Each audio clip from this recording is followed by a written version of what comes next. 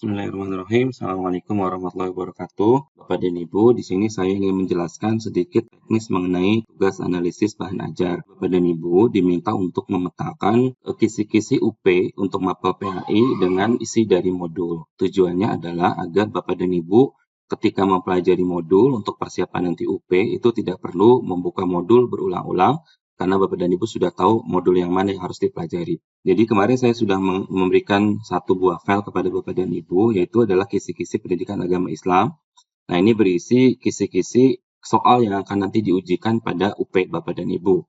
Nah, tugas Bapak dan Ibu adalah menuliskan indikator ini ada di modul yang mana dan di halaman berapa. Itu lebih detail, sehingga Bapak dan Ibu nanti mendapatkan jawaban dari situ. Akan tetapi kan ini formatnya PDF, ini kan Bapak dan Ibu akan kesulitan menuliskan di sebelah kanannya nih di sini ya. Ini nulisnya dicatatnya kan akan kesulitan. Oleh karena itu saya sudah membuatkan dalam bentuk Excel sehingga nanti Bapak dan Ibu hanya perlu menuliskan detail yang dimaksud ya, yaitu modul berapa, kemudian di halaman berapanya dalam kolom yang sudah disediakan. Nah, seperti yang Bapak dan Ibu ketahui juga, ya, dan saya sudah sampaikan, bahwa di UP ini ada 3 kompetensi. Yang pertama adalah kompetensi sikap. Bapak dan Ibu bisa melihat kompetensi sikap ini di UP, kisi-kisi nomor 1 sampai dengan nomor 20. Jadi nanti Bapak dan Ibu ketika mengerjakan soal UP, itu nomor 1 sampai dengan nomor 20 isinya adalah tentang kompetensi sikap. Kemudian berikutnya nomor 21 nih dan seterusnya sampai dengan nomor 70 ini adalah kompetensi profesional yaitu berkaitan dengan mapel PAI sendiri.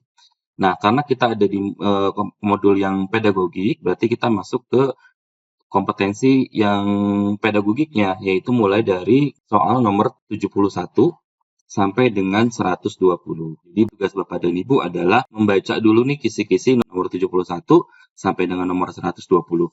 Nanti Bapak dan Ibu cari indikator yang bersesuaian dengan modul yang sedang kita pelajari. Saat ini kita sedang mempelajari modul perkembangan peserta didik. Jadi Bapak dan Ibu yang perlu diperhatikan atau yang perlu difokuskan adalah yang berkaitan dengan perkembangan peserta didik. Nah, di sini sebagai contoh nomor 71.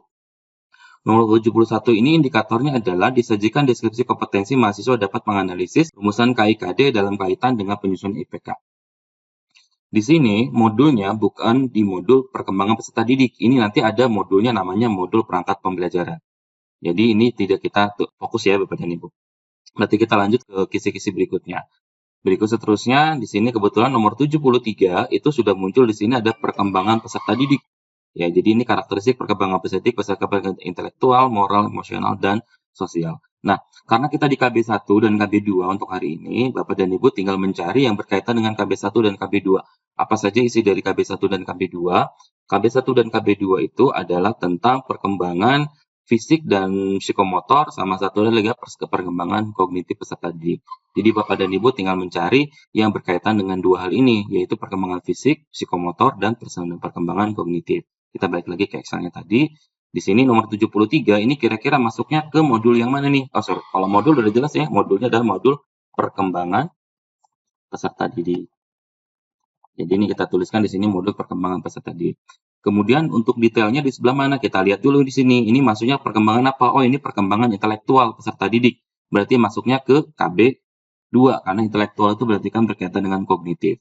Nah, untuk indikatornya adalah disajikan data dan informasi tentang usia peserta didik kelas antara 7 sampai 17 tahun. Mahasiswa dapat menentukan mode pendekatan strategi pembelajaran berdasarkan teori perkembangan intelektual peserta didik.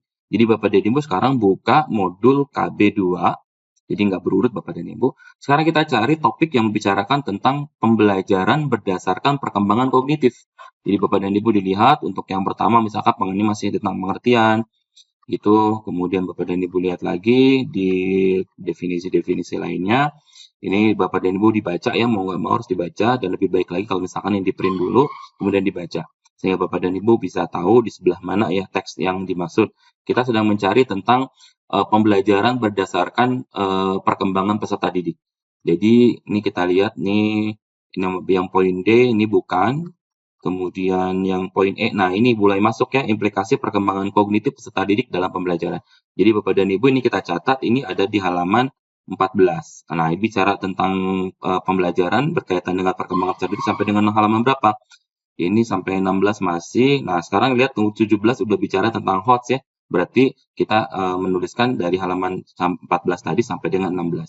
Jadi kita tuliskan di sini KB2 halaman 14 sampai dengan 16. Sehingga nanti Bapak dan Ibu kalau mau belajar tentang indikator ini tinggal lihat aja di halaman 14 sampai dengan 16. Begitu dan seterusnya Bapak dan Ibu dilakukan untuk KB-KB yang selanjutnya untuk modul yang lain juga ya gitu. Nah, tapi sekarang untuk KB1 dan KB2 berarti ini dikumpulkannya kan siang ini ya. Bapak dan Ibu disimpan dulu ya dalam bentuk PDF. Jadi kita simpan dulu dalam bentuk PDF seperti ini.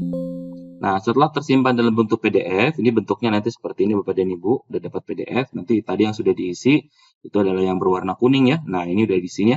Nanti ini Bapak dan Ibu filenya di-upload ke Google Drive. Saya buka di Drive, drive.google.com.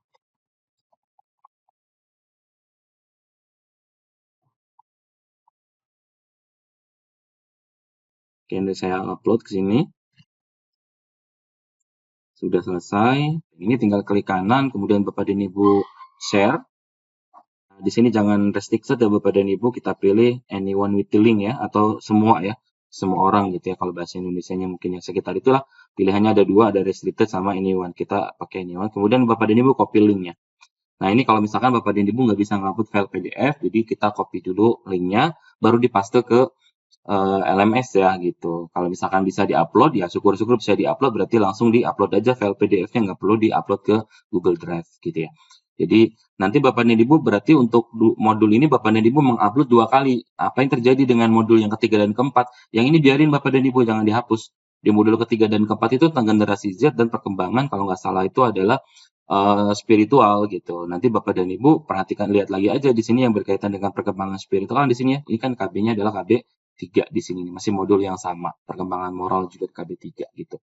Nah, jadi nanti Bapak dan Ibu bisa melakukan hal yang serupa, kemudian diupload lagi kalau memang nggak bisa menerima upload file PDF, satu di share linknya. Demikian Bapak dan Ibu, semoga bermanfaat. Assalamualaikum warahmatullahi wabarakatuh.